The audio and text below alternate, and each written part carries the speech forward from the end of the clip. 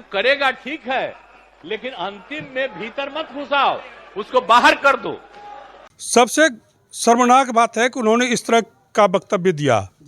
ऐसा वक्तव्य तो रावण ने भी नहीं दिया था जिसने सीता का हरण किया था।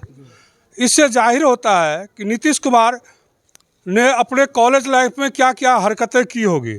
लड़का लड़की बोला है, ना कि पति पत्नी उन्होंने कहा। लड़का लड़की का मतलब होता है कुंवारा, जो कॉलेज लाइफ स्कूल लाइफ का होता है। तो जो उन्होंने कॉलेज लाइफ और स्कूल लाइफ में किया वही तो उन्होंने कहा है।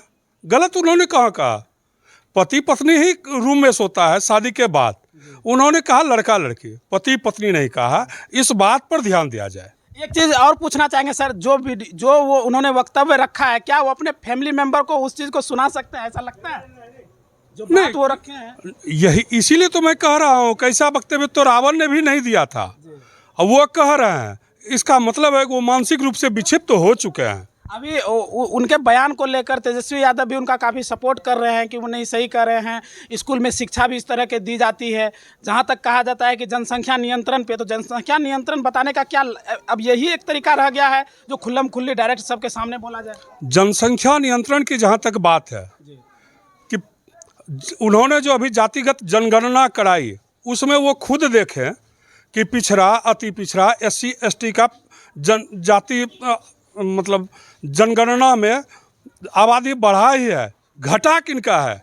तो फॉरवर्डों का, जो UR हैं, अनरिजर्व है, उनका जातिगत जनगणना में घटा है आबादी, न कि पिछड़ा, अति पिछड़ा, SC STों का। उनका भी तो कहना है कि शिक्षा हम लोग इस तरह का दिए हैं कि लड़की जो है अब जागरूक हो गई है। ऐसा जैसे जिस तरह के बयान उन्होंने विधानसभा में की है, हम लोग लाइव कैमरा में भी नहीं बोल सकते हैं। तो वो उन लोगों का भी तो यही कहना है कि फॉरवर्ड इस तरह जागरूक हुए हैं, इस तरह शिक्षा नहीं। आरक्षण तो 1800 कुछ ईस्वी से ही आ रहा है, जो अंग्रेज के ही समय से आरक्षण दिया जा रहा है। तो अभी तक SC ST OBC पिछड़ा ही क्यों रह गया?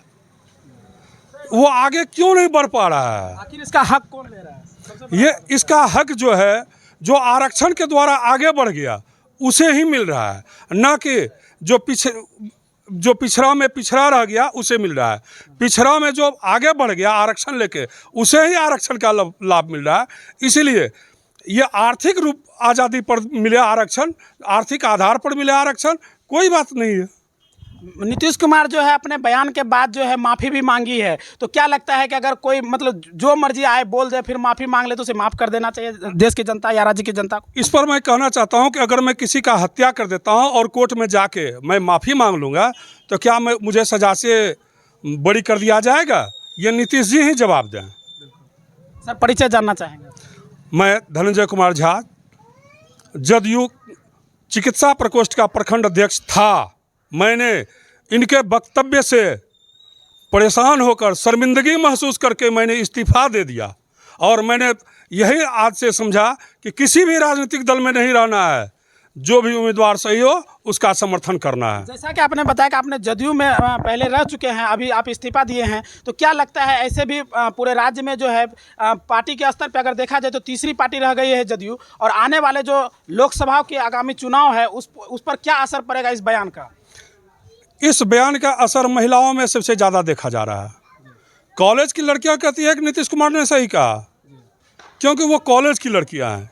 जो भी पति पत्नी है वो सभी कह रहे हैं कि इनका वक्तव्य गलत है और उनका कोई भी सपोर्ट नहीं करेंगे। ये सबसे निचले पायदान पर जाएंगे। बहुत बहुत धन्यवाद सर। आपने देखा कि किस तरह से जो नीतीश कुमार विधानसभा में खुलेआम सबके सामने इस तरह के बयान दिए थे कि वो हम ऑन कैमरा भी नहीं बोल सकते हैं। उन पर जनता की क्या राय है हमने आपको दिखाने का प्रयास किया है। इसी तरह कोसी न्यूज़ के साथ बने रहिए, देखते रहिए। बहुत बहुत धन्यवाद।